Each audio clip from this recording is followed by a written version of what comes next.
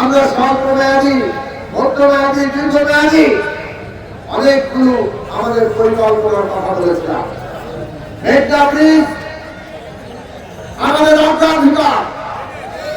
আমরা মেঘনা ব্রিজ করার জন্য বর্তমান সরকারের কাছে আমরা তুলে ধরব এবং আমাদের সর্বাত্মক চেষ্টা করব যাতে দ্রুততম সময়ে মেঘনা ব্রিজ আমরা দেখতে পাই। এর বাইরে আমাদের সকল খেটে খাওয়া মানুষের ন্যায্য হিস্সা, আমাদের প্রাণ প্রকৃতি নদী নালা রক্ষা করা, আমাদের শিশুদের তরুণদের জন্য ভবিষ্যৎ তৈরি করা, দেশের কর্মসংস্থানের ব্যবস্থা করা, এই সব কিছু আমরা অঙ্গীকার করেছিলাম। জনগণের ভোটে নির্বাচিত বিএনপির নেতৃত্বে যুগপত্র সরকার, মাননীয় প্রধানমন্ত্রী জনাব তারেক রহমান শপথ গ্রহণের পরে অক্লান্ত পরিশ্রম করছেন কিভাবে তিনি তার নির্বাচনী অঙ্গীকার পূরণ করবেন। আপনারা শুনেছেন ফ্যামিলি কার্ড, কৃষি কার্ড, 10,000 টাকা সুদ সহ কৃষি ঋণ মওকুফ, ইমাম সাহেব, অন্যান্য ধর্মাবলম্বীদের পুরোহিতদের জন্য ভাতার ব্যবস্থা, সবগুলো ইতিমধ্যে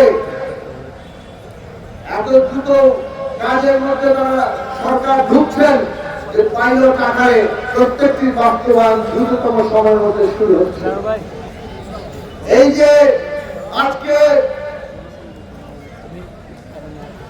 আমাদের সরকার মাননীয় প্রধানমন্ত্রীর নেতৃত্বে তার নির্বাচনী অঙ্গীকার পূরণ করার জন্য দিন রাত কাজ করছেন, আমাদের সকলকে বাঞ্ছারামপুরের যে আরো বিশেষ কিছু নির্বাচনী অঙ্গীকার আছে সেগুলো পূরণ করার জন্য সবাইকে মিলে দিন রাত কাজ করতে হবে।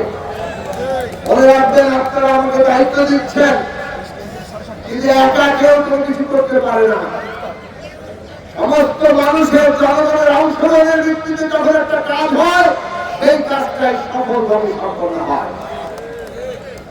আজকে নিরাপদ বাঞ্ছারামপুর করতে গেলে শিশুদের জন্য নিরাপদ, নারীদের জন্য নিরাপদ, তরুণদের জন্য নিরাপদ, মাদকাসক্তি থেকে তাদের রক্ষা করতে হলে, সন্ত্রাস, রাজনৈতিক হানাহানি, খুনোখুনি থেকে তাদের রক্ষা করতে হলে আপনাদের সকলের সহযোগিতা লাগবে। এই যে নেতৃবৃন্দ এখানে বসে আছেন, এই নেতৃত্বের সহযোগিতা লাগবে।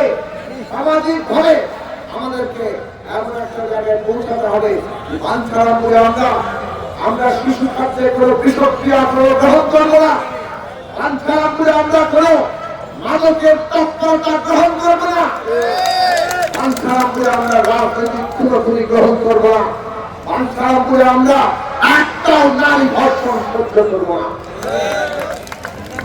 আসুন সামাজিক ভাবে আমরা সেই শক্তি করে তুলি। আমাদের রাজনৈতিক নেতৃবৃন্দ যদি ঐক্যবদ্ধ হন, সমাজকে যদি আমরা ঐক্যবদ্ধ করতে পারি, তাহলে এই রকম সন্ত্রাস, চাঁদাবাজি, নারী ধর্ষণ, মাদকাসক্তি, কোন তৎপরতা আমাদের এখানে জায়গা পাবে না। আমাদের শিশুরা বড় হবে কর্মসংস্থানের জন্য দক্ষ মানুষ হিসাবে, মানবিক মানুষ হিসাবে। সেই রকম শিক্ষা, স্বাস্থ্য, কর্মসংস্থানের ব্যবস্থা হবে আমাদের লক্ষ্য।